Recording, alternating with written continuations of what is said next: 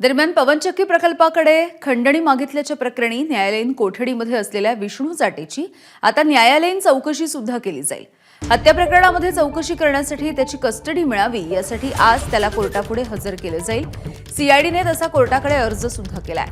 संतोष देशमुखांच्या हत्या प्रकरणामध्ये विष्णू चाटेचा सहभाग काय याचा तपास करण्यासाठी सीआयडी त्याला पुन्हा एकदा आपल्या कस्टडीमध्ये घेणार आहे।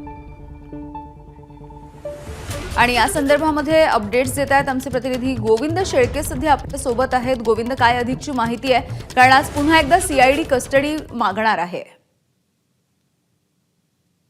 निश्चितपणे विष्णू चाटे याच्या संदर्भातली ही मोठी घडामोड आहे, कारण विष्णू चाटे हा 2 प्रकरणातील आरोपी आहे। एक खंडणी प्रकरणातला सुद्धा तो आरोपी आहे, ज्याच्यासोबत वाल्मिक कराड हा आरोपी आहे, आणि दुसरं म्हणजे मसाजोगचे सरपंच संतोष देशमुख यांच्या हत्या प्रकरणाचा सुद्धा त्याच्यावरती गुन्हा दाखल आहे। पहिल्यांदा सीआयडीने त्याला जे ताब्यात घेतलं होतं ते अर्थात खंडणी प्रकरणात घेतलं होतं। खंडणी प्रकरणामध्ये त्याला जवळपास 2 वेळा पीसीआर झाला आणि काल आपण बघितलं की त्याला न्यायालयीन कोठडीमध्ये पाठवण्यात आलं होतं।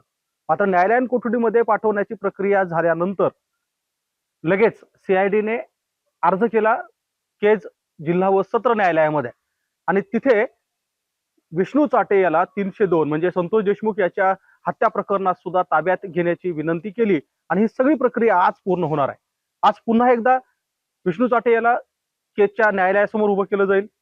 तिथे त्याचा पोलीस रिमांड मागितलं जाईल, कारण आपल्या सगळ्याला माहित आहे की सुरुवातीला खंडणीच्या प्रकरणामध्ये जो तपास झाला तो फक्त केवळ खंडणीच्या संदर्भातला होता, आणि आता संतोष देशमुख हत्या प्रकरणामध्ये आपण पहिल्यापासून ऐकतो की ज्यावेळेस संतोष देशमुख याचं अपहरण झालं होतं त्यानंतर अपहरण आणि हत्या या दरम्यान जर सर्वात जास्त कुणाशी बोलणं झालं असेल तर ते विष्णू चाटे याच्याशी झालं होतं। ते बोलणं काय होतं, कशा संदर्भात होतं, किती वेळा होतं, याचा सगळा तपास पोलिसांना करायचा आहे, आणि त्याच्यासाठी आज पुन्हा एकदा विष्णू चाटेला केज जिल्हा व सत्र न्यायालयासमोर उभं केलं जाणार आहे। एबीपी माझा, उघडा डोळे बघा नीट।